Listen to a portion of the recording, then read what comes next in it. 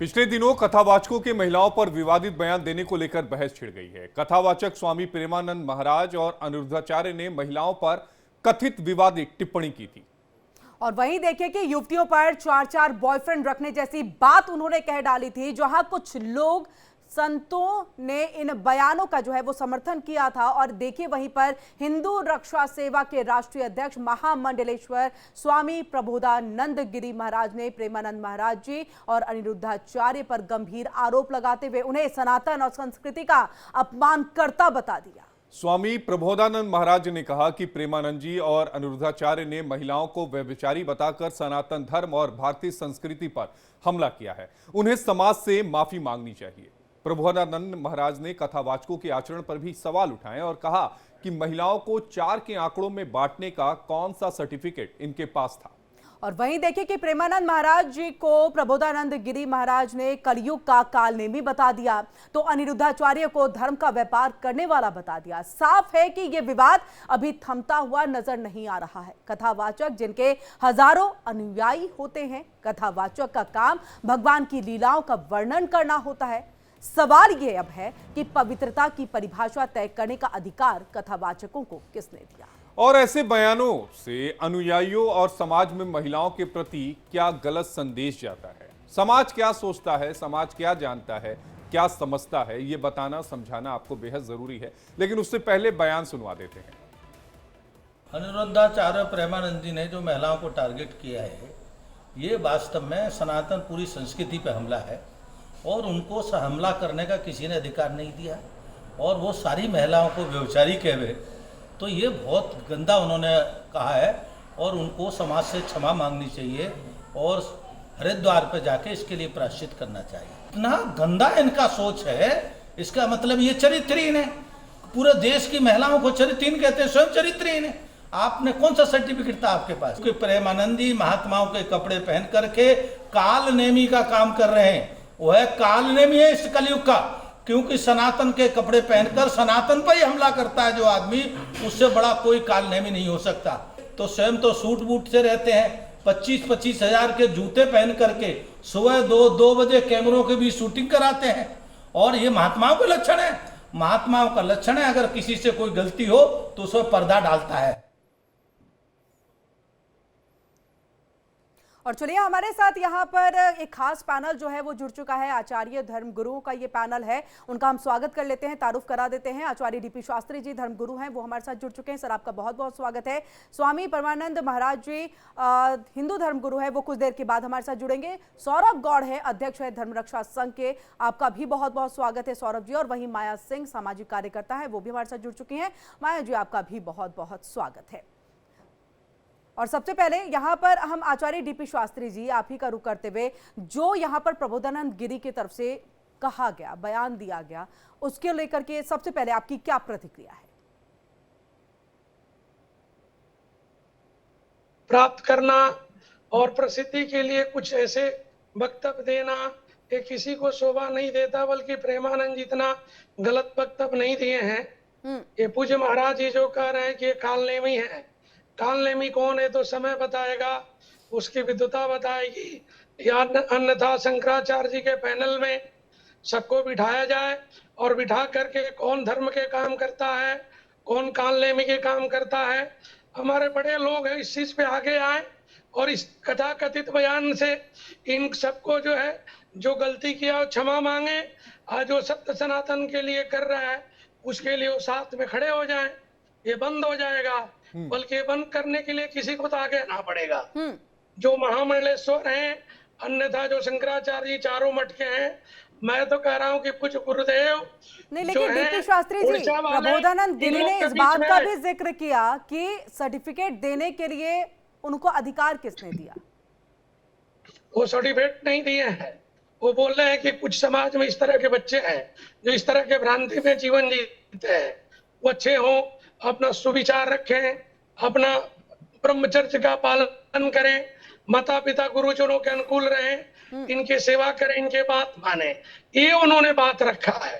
वो किसी का सर्टिफिकेट नहीं बांटे हैं कि तुम गलत हो तुम सही हो। नहीं, लेकिन प्रेमानंद जी पुरुष और स्त्री दोनों के लिए बोले। कहने का हर चीज का एक तरीका होता है, जिसका जिक्र प्रबोधानंद गिरी ने भी किया कि आप कहने का एक तरीका होता है। एक कथावाचक जो होते हैं वो बहुत सलीके से अगर कोई गलती करे तो आप सही रास्ते पे लाने के लिए, ना कि आप सर्टिफिकेट दे करके उनको समाज से और अलग इतर और एक तरह से कहीं ना कहीं उनको आप अपमानित कर रहे हैं। तो ये नहीं होना चाहिए और ये कथावाचकों का काम नहीं है। आप सही कह रही हैं, कहने का तरीका होता है। उन्होंने कोई मीडिया कॉन्फ्रेंस करके नहीं कहा है, वो अपने वक्तव्य अपने लोगों के साथ किया है।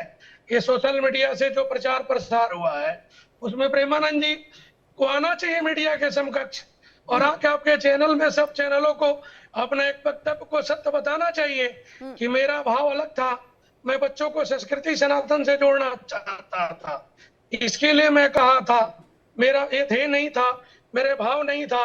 बल्कि महाराज जी जो कह रहे हैं कि काल नेमी है जूता पहनते हैं। आचार्य डीपी शास्त्री जी, एक गुजारिश आपसे करूंगा, जी, कार को व्यक्ति कहीं के रोक ऊपर लीजिए, सनातन कार को कहीं रोक ये नहीं लीजिए, कह सकते। ड्राइव करते वो वक्त तो बात बनता। मत करिए प्लीज, कार को कहीं रोक लीजिए। मैं आपके पास आऊंगा। हमारे साथ सौरभ गौड़ जी भी हैं, अध्यक्ष हैं धर्म रक्षा संघ के। ठीक है सौरभ जी, मुल्क में चल क्या रहा है, हमारे समाज में चल क्या रहा है? किसी संत महात्मा ने अपने एक प्रवचन में ये सारी बातें कह दी और उसको लेकर प्रतिक्रियाएं आ रही हैं। कोई जूते तक देखने लगा, यहां तक कि जूतों की कीमतें भी बतानी शुरू हो गई।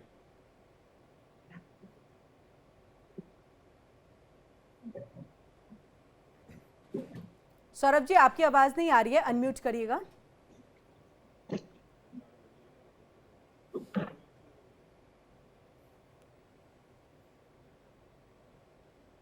नहीं सौरभ जी, आपकी आवाज अभी भी नहीं आ रही है।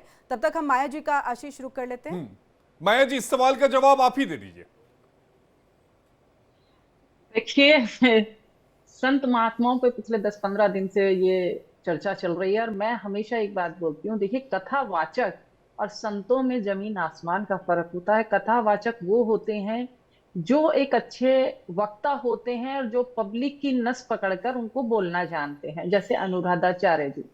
अब आप इन्हीं की बात कीजिए, ये पब्लिक में बैठ के सिर्फ ताली बजवाते हैं, सोशल मीडिया पे अपनी रीलें निकालवाते हैं, वायरल होते हैं। वायरल होना इनका भी मकसद है। वो वायरल होने के मद्देनजर इस तरह के बयान देके अगर आप उनको पब्लिसिटी, चीप पब्लिसिटी चाहते हैं तो ये तो बहुत ही गलत बात है। और देखिए, उनकी सभा में सुनने वाली 90% ज्यादा महिलाएं होती हैं जो उनको सुनती हैं और जो उनकी सुनने पर तालियां भी बजाती हैं। और जो 90% बैठी होंगी वो उन्हीं में से बता दें, अगर वो इतना वक्तव्य दे रहे हैं तो उन्हीं में से मीटर रख लें। अब जो सामने बैठी महिला है उन्हीं का मीटर नाप के बता दें कि कौन सही है कौन गलत है। पहला वक्तव्य ये अनुराधाचार्य।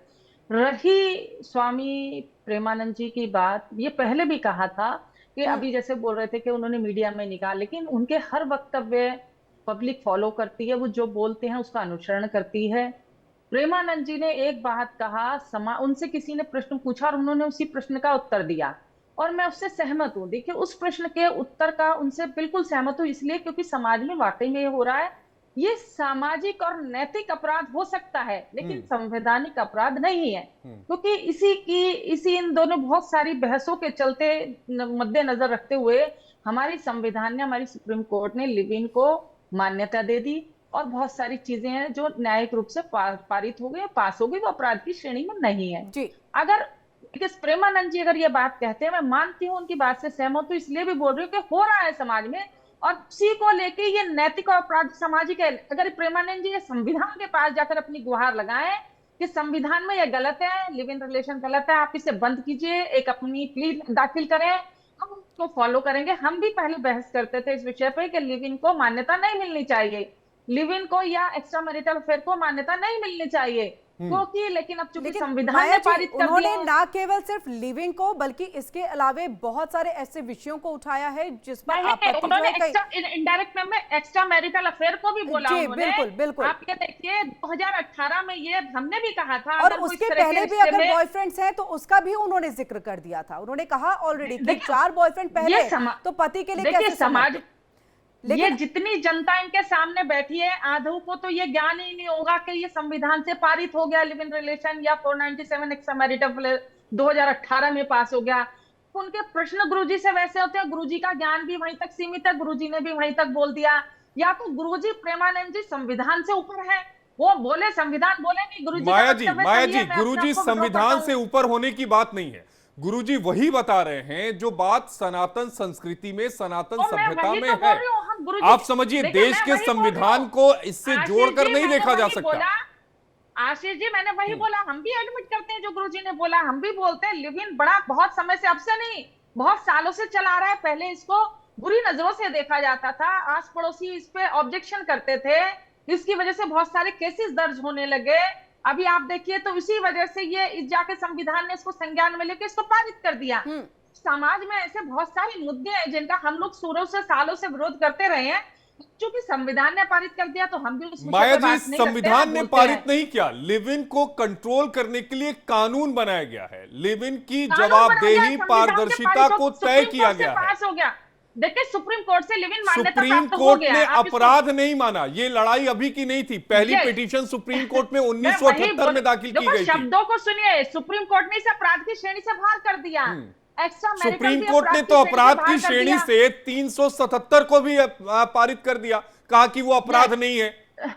लेकिन गुरुजी की नजर में वो सही है, वो हमारी नजर में भी सही है, क्योंकि सामाजिक अपराध है, नैतिक अपराध है। ठीक है। और उसके सौरभ बाद जी, लेकिन जिस तरह की वो बात देखिए, जिस तरह जी। की बात अनुराधाचार्य और गुरुजी बोलते हैं कि आप लिव इन का लड़का या लड़की से, लड़की का शब्द यूज हो, लड़का तो उसमें यूज ही नहीं करा कि उनसे विवाह करवाएंगे, आपको अच्छा लगेगा। अरे भाई देखिए, किसी भी लड़की किसी भी पुरुष के साथ ही लिव इन में रह रही है, आप उस पुरुष को भी बोलिए। ठीक है, अपने लेकिन बेटे से प्रेमा जी, पूछिए, प्रेमानंद महाराज जी ने लड़कों का भी नाम लिया था। उन्होंने एक बात की, दोनों ही नहीं, जो लेकिन है उन्होंने अब कैरेक्टर में नहीं, अपने कहा। चरित्र में नहीं है प्रेमानंद सही जी को, से। प्रेमानंद जी लेकिन ने ये ज्यादा नहीं उनका कहा, कटाक्ष मनुष्य- लड़कियों पर था, ज्यादा कटाक्ष उनका Yes, लड़कियों पर yes, था।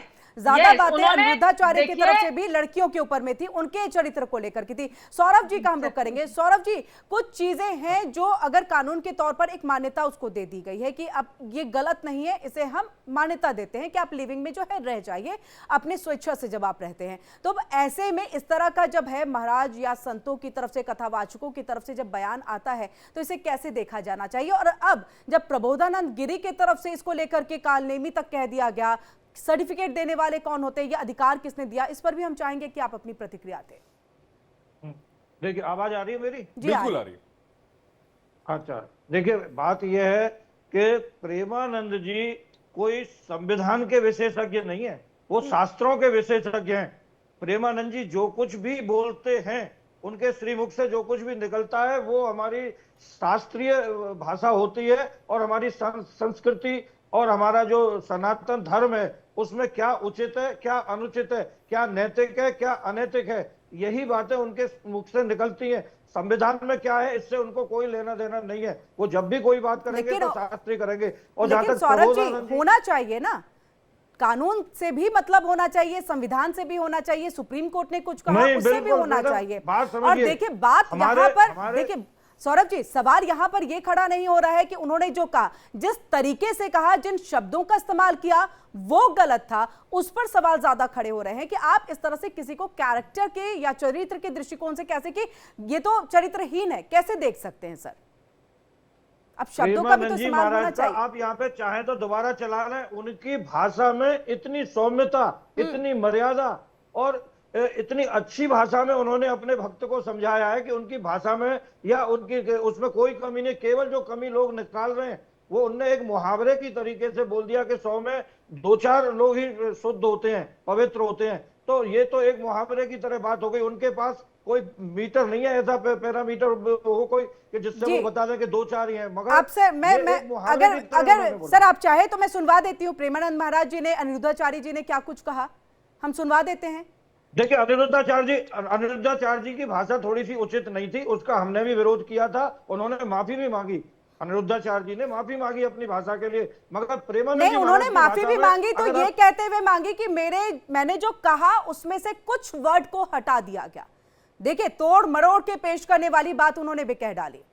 अब हाँ जी, सही है जी, हम आप लोगों का रुख करेंगे। प्रबोधानंद गिरी जी हमारे साथ जुड़ चुके हैं और फोन लाइन पे वो हमारे साथ जुड़े हुए हैं। प्रबोधानंद जी, आपका स्वागत है। और सर, ये देखिए, आपका जो आपने कहा, क्यों आपको लगा कि प्रेमानंद जी ने जो कहा वो एक तरह से कालनेमी के अब इसमें आ जाते हैं, उनको इस तरह से चरित्र का या कैरेक्टर सर्टिफिकेट देने का अधिकार नहीं है? मैंने इसलिए कहा कि ये संतों के काम नहीं है कि जो है टट्टी में डंडा मारना और टट्टियों को उछालना ये संतों का काम नहीं है। एक बात तो ये। दूसरी बात ये है कि उन्होंने सारे समाज को कह दिया और ये कह दिया 100 में 4, तो 100 में 4 का उनके पास कौन सा पैमाना है बताएं। वो कौन सी एजेंसी से जांच कराई, स्वयं उन्होंने जांच करी, तो ये कितना लो स्तर है, किसी आदमी का भी नहीं हो सकता।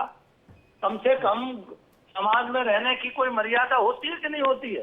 प्रबोधानंद जी, और कम से कम इस तरह के शब्दों का प्रयोग मत करिए।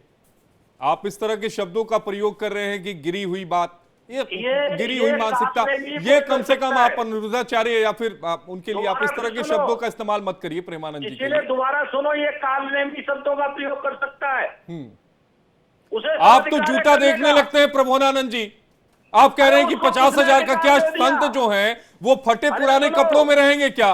कैसी बात कर रहे हैं आप किसको अधिकार दे दिया? प्रबोधानंद जी? आप कैसी बात कर रहे हैं? आप जूते रखने देखने लग रहे हैं। उंगली उठाना किसने अधिकार दिया उनको?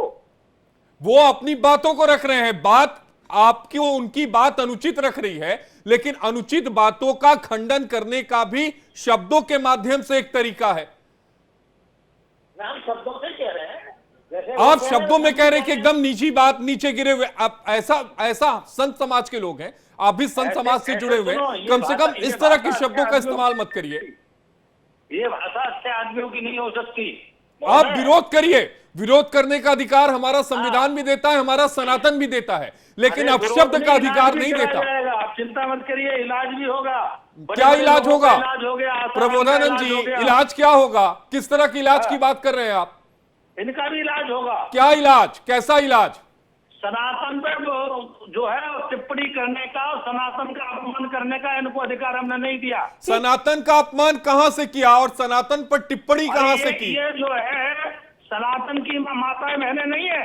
किसकी माताएं बहना है? ये बताइएगा कि आप इलाज की बात कर रहे हैं, किस तरह के इलाज की बात कर रहे हैं? नहीं, आप इलाज पर आइए प्रबोधानंद जी, आप इलाज पर आइए। आप कह रहे हैं कि आप इलाज कराएंगे, कौन सा इलाज कराएंगे ये बताइए। ये समाज पर करेगा इलाज और ये कहना बंद करेगा समाज सनातन पर उंगली उठाने का काम, सनातन को बदनाम करने का काम ये बंद करना पड़ेगा, इलाज करना पड़ेगा।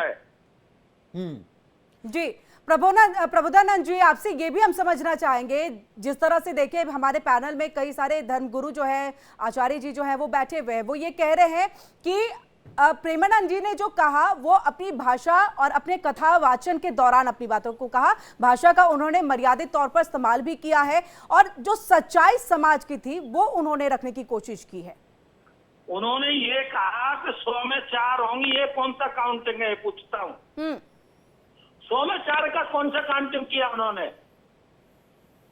तो आप ये कहते हैं कि 96 महिलाओं को चैलेंज कर दिया जी, 96% को चैलेंज कर दिया, 4% कौन थे, किस कैटेगरी से उन्होंने बचाई? हमें उनकी इस बात से आपत्ति नहीं है, हम भी उनकी आधी बात का समर्थन करते हैं कि 4 पुरुषों के साथ स्त्रियों का ठीक संबंध नहीं है, ये बात हम भी मानते हैं। हम ये भी मानते हैं कि ये जो लिव रिलेशन ये भी ठीक नहीं है, लेकिन हम तो ये बात कह रहे हैं कि उन्होंने 4 और 96 का कैसे आंकड़ा दिया? ये सारे समाज का अपमान है, सारी माताओं बहनों का अपमान है। जी और बिल्कुल, ये सनातन में माताओं बहनों को अपमान करने का किसी को अधिकार नहीं है। एक बात, दूसरी बात और सुन लीजिए मेरी ध्यान से, इनको इतना भी ज्ञान नहीं है। जब विश्वामित्र जी महाराज राम को लेके जा रहे थे तो अहिल्या जो है पत्थर बनी पड़ी थी। राम जी ने पूछा कि अहिल्या ऐसे क्यों पड़ी है? तो गौतम ऋषि ने अहिल्या के पाप नहीं गिनाए, अहिल्या की गलती नहीं गिनाई। गौतम ऋषि ने भी ये कहा, विश्वामित्र ने ये कहा, गौतम ऋषि श्राप बस उपल दे दर्दी शरण कमल रज चाहते कृपा करो रघुवीर। ये कहा गौतम ऋषि के श्राप से ये पत्थर बनी हुई है, इस पर कृपा करो। ये उनके अवगुण नहीं गिनाए, संत नहीं है। ये संतों का लक्षण है कि कोई गलती करता है तो उसको समझाओ, घर में बैठा के समझाओ, की बात है, सही रास्ता दिखाओ। जी बिल्कुल, मीडिया में कहने की क्या जरूरत है भाई? जी बिल्कुल प्रबोधानंद जी, हुई है तो मीडिया में कहने की क्या जरूरत है इनको? जी प्रबोधानंद जी, आप हमारे साथ जुड़े, आपका बहुत बहुत शुक्रिया। अगर कोई गलत रास्ते पर है उसे समझाया जा सकता है। इसको लेकर के हम चाहेंगे यहाँ पर कि सौरभ जी, आपने अभी सुना प्रबोधानंद गिरी जी को, हम चाहेंगे कि उस पर आप अपनी प्रतिक्रिया दें। प्रबोधानंद जी, पहले तो मैं आपको सबसे पहले स्पष्टीकरण दूं कि ये जो 50,000 के जूते की बात करते हैं प्रेमानंद जी महाराज के लिए, तो आप लोग सब जानते होंगे कि उनकी दोनों किडनी फेल हैं। उनको डॉक्टरों ने ये मेडिकली सजेस्ट किया हुआ है कि वो नंगे सर, पांव संत नहीं क्या चल पहनते सकते। हैं, कथावाचक क्या पहनते हैं, इससे मुझे लग रहा है कि ना हमारे देश के किसी भी लोगों को कोई आपत्ति नहीं होगी, क्योंकि नहीं, जिस तरह से प्रबोधानंद देखिए जी को आशीष तकलीफ ने है भी ना, कहा प्रबोधानंद कि जी क्या को तकलीफ संतों को, कथावाचकों को फटे पुराने कपड़े में रहना चाहिए, ऐसा नहीं होता है सर। तो वो जूते नहीं, पहन रहे प्रबोधानंद जी को हैं तकलीफ है, ये इसलिए मैंने- लेकिन सर आप बात बात यहाँ पर देखिए शब्दों, और उन्होंने कहा कि 100 में से 4, ये सबसे ज्यादा आपत्ति वाली बात रही। मैंने आपको पहले भी बोला कि ये 100 में से 4 जो उन्होंने बोला, 2-4 जो बोला, ये एक मुहावरे की तरह से बोला, क्योंकि सामान्य रूप से जहां बहुसंख्यक समाज में स्थितियां बिगड़ रही हो तो वो 2-4 वाली बात, एक बहुसंख्यक उनके पास भी कोई थर्मामीटर नहीं है नापने का। मगर लेकिन सर शब्दों की एक मर्यादा तो है, आप मर्यादा सिखाएं किसी को और खुद मर्यादा में ना रहें तो फिर किस तरह से आप सिखाएंगे, ये एक बड़ी बात है। सौरभ जी लौटूंगी आपके पास, माया जी भी जुड़े, हम आपसे चाहेंगे इसको लेकर के आप अपनी प्रतिक्रिया दें। यहाँ जूतों की या उनके पहनावे पे हो रही है, उस पे किसी को कोई आपत्ति है, कोई भी पहने, वो उनकी स्वेच्छा है, क्योंकि संत समाज का अपना एक पहरावा है। कुछ लोग हर धर्म का, हर सनातन धर्म का, हर योगी का, हर गुरु का, सबका अलग अलग है। उस पर सवाल उठना ही नहीं चाहिए, चाहे कुछ भी हो, चाहे श्वेतांबर हो, चाहे दिगंबर हो, कोई भी संत समाज के लोग हो। लेकिन चूंकि समस्या ये है यहाँ पे जो हो रही है, जाता मैंने आपसे एक शब्द बोला कि संतों का और कथावाचकों का कोई जोड़ नहीं है, आपस में दोनों को नहीं रखिए। पहली बात तो आपको अनुरुद्धाचार्य जी को और प्रेमानंद जी को साथ नहीं बिठाना चाहिए। प्रेमानंद जी का स्तर बहुत ऊंचा है अनुरुद्धाचार्य जी के मुकाबले, उनकी हर चीज में उनकी तुलना कभी नहीं होनी चाहिए, क्योंकि वो एक कथावाचक और एक संत समाज के हैं प्रेमानंद जी। तो कथावाचक के तौर पर अनुरुद्धाचार्य जी देखिए, कहने को वो दिखाते हैं आधा किलो मेकअप तो वो खुद ही पोतते हैं, आधा किलो से ज्यादा मेकअप अगर वो महिलाओं के ऊपर टिप्पणी करते हैं, महिलाओं का उनका पहनावा देख लीजिए। माया जी, आपको उनके मेकअप लगाने से दिक्कत है क्या? हाँ बिल्कुल, जब वो अगर महिलाओं को इस तरह से बोलते हैं, आप देखिए ना, अगर वो महिलाओं को इस तरह की, आपने दूसरी माफी के बाद उनके शब्दों को नहीं सुना, उनको यहाँ बोलते हो, उन्होंने स्कॉट कहा महिलाओं को, कि उनको स्कॉट बोलना बुरी बात है। लोग मेरे से नाराज हो गए, मुझे माफी मंगवा रहे हैं कि मैंने उनको स्कॉट क्यों बोल दिया। मैं शब्दों को थोड़ा बदल के बोल रही हूँ, क्योंकि यहाँ बोल दिया तो उन्होंने तो बड़ी सभा में बोला महिलाओं को, हम महिलाओं को। आप कैसे बोल देंगे किसके माथे पे कौन सा पर्चा लिखा है, कौन कैसा है, क्या लिखा है? ठीक है, लेकिन अब इसी से ऐसा लग रहा है कि ये जो अभी चर्चा शुरुआत हुई है ये थमने का नाम नहीं, क्योंकि ये लड़ाई अभी लंबी थोड़ी चलेगी। प्रबोधानंद गिरी जो हमारे साथ जुड़े भी थे, देखिए उन्होंने ये साफ तौर से कह दिया कि अभी इसको लेकर के कई और सवाल होंगे, और यहाँ तक कि देखिए आशीष उन्होंने कह दिया है कि इलाज होगा। अब कैसा इलाज होगा इसका तो जवाब उन्होंने दिया नहीं। बहुत बहुत शुक्रिया सौरभ जी, माया जी हमारे साथ यहाँ पर जुड़ने के लिए, और वहीं हमारे साथ डीपी शास्त्री जी भी जुड़े हुए थे, उनका भी बहुत बहुत शुक्रिया।